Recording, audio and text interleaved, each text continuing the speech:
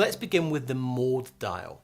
The first setting that's available to you is Intelligent Auto. Intelligent Auto. What Canon claim this is a highly intelligent auto function.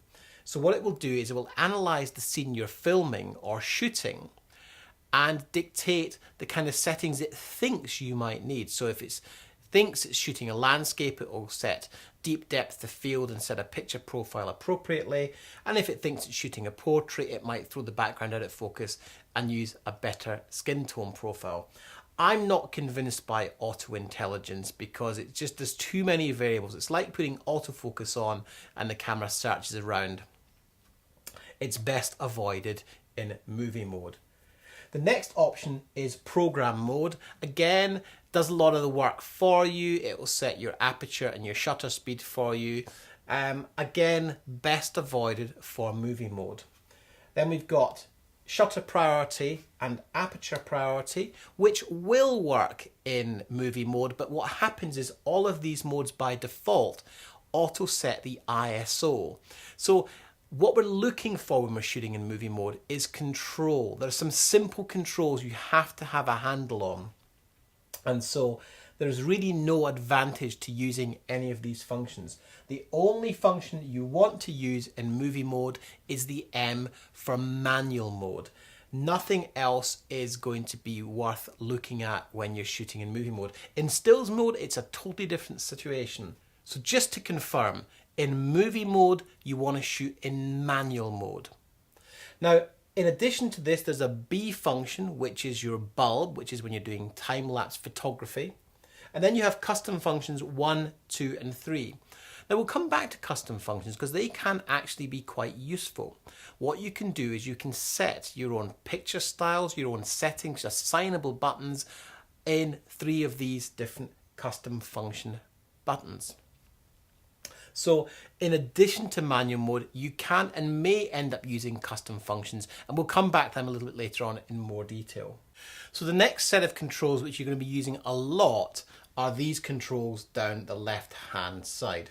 Let's start with the menu control. This, as it would suggest, turns on the menu. Now the menus are complex. There's no two ways about it, but there's only certain menus you have to be familiar with when shooting in video mode, and we'll cover them off in the menu section. Next to the menu section, you've got your info button, and this gives you an awful lot of data display within the LCD. Again, you can decide what shows up in that display in the menus. Next setting down is the paint menu, which is really interesting. This is a nice addition to this camera. Basically, you can select this button here and it will bring up your picture styles.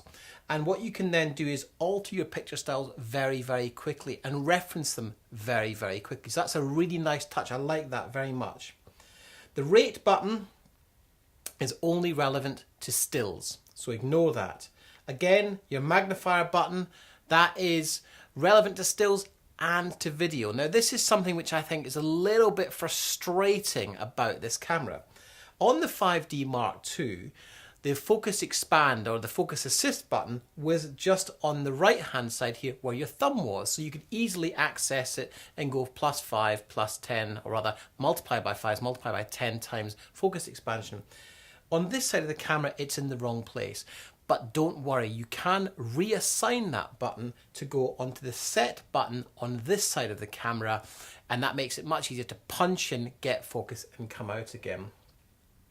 This is your play button, which is your review of stills and video, and then you've got your trash can function down here. Moving across the camera, you've got your diopter adjust for your eyesight on the lens of the SLR here, and that's standard in most cameras these days.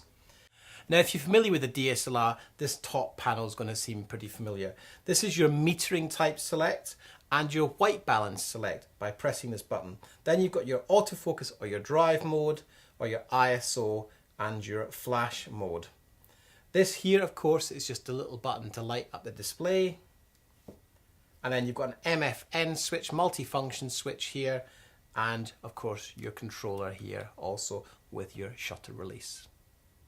So we've got our start and stop switch here, which as it would suggest starts and stops video. You can also assign the shutter release button on the front of the camera to start and stop video as well, which I'll show you shortly.